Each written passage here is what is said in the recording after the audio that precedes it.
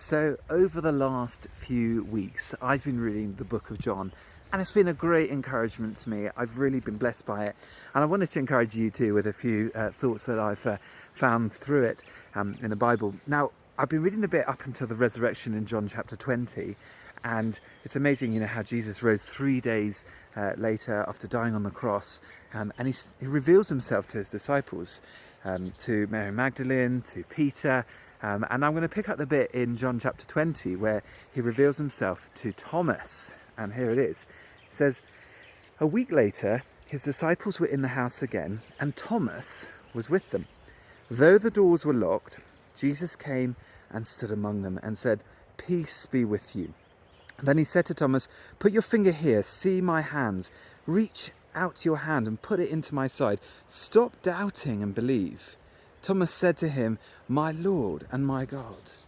Then Jesus told him, 'Because you've seen me, you've believed. Blessed are those who have not seen me and yet have believed.'"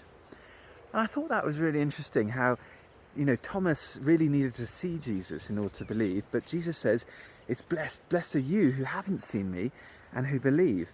Now I was thinking about it, and how do we believe in someone who we haven't seen? It is hard to believe in someone who you've not seen before, you don't know, or hasn't been revealed to you.